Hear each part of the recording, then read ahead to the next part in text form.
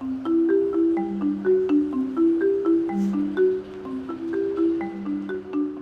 I'm here to see Susan Pearson, please. Hi, take a seat. I'll give her a call. Thanks.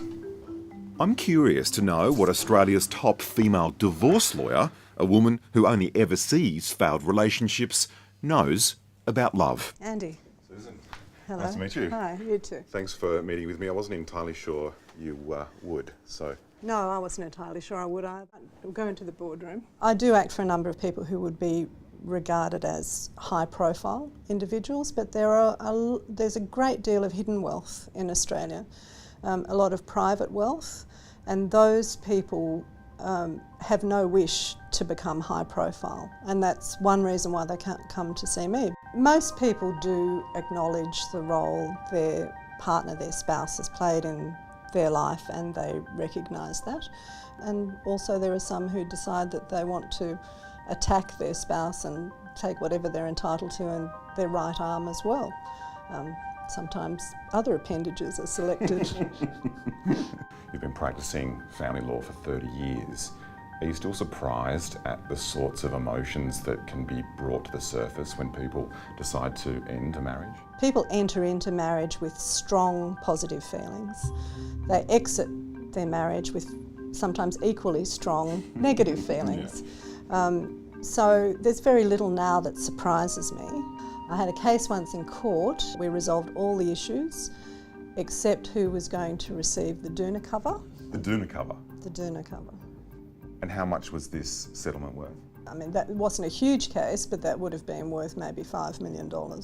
And they were arguing over a doona cover? Because they weren't arguing about the doona cover. They were arguing probably about who was going to have the ultimate victory. The most complex reason is sometimes people want to continue that relationship, having a relationship with their spouse, even though it's become dysfunctional and combative, but they know that if they resolve the case, then they'll never have contact with their spouse again. Is it hard to walk that ethical line because you see inside the bedrooms and bank accounts of Australia's most powerful people, knowing all of that, but maintaining a professional standard must be kind of hard? Yeah, well, certainly I don't think it helps a client if one becomes too caught up with their personal issues.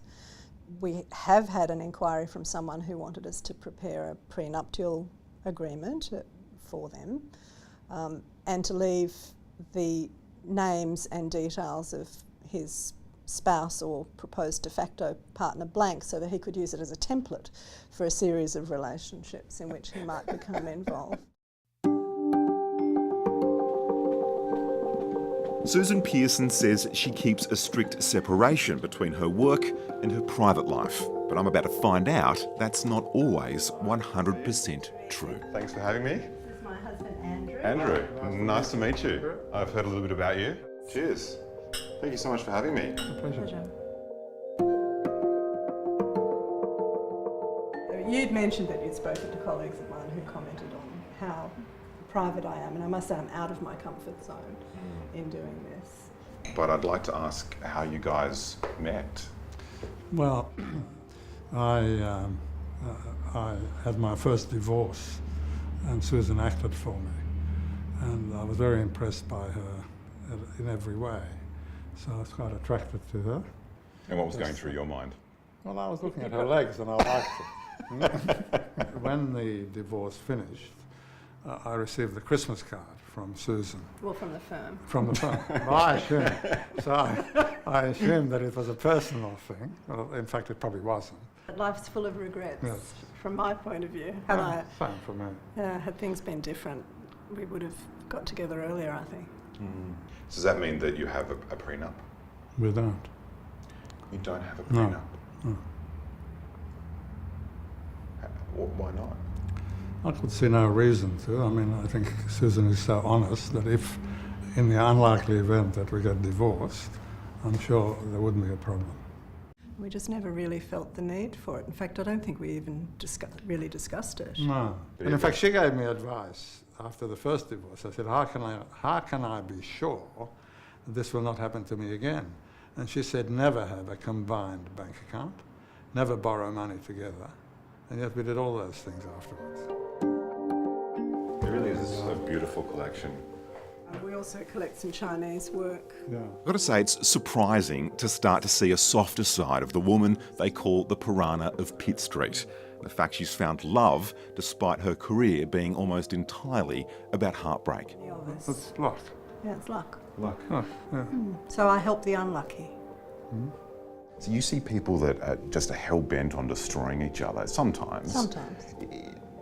Does that affect how you see people? I don't think so.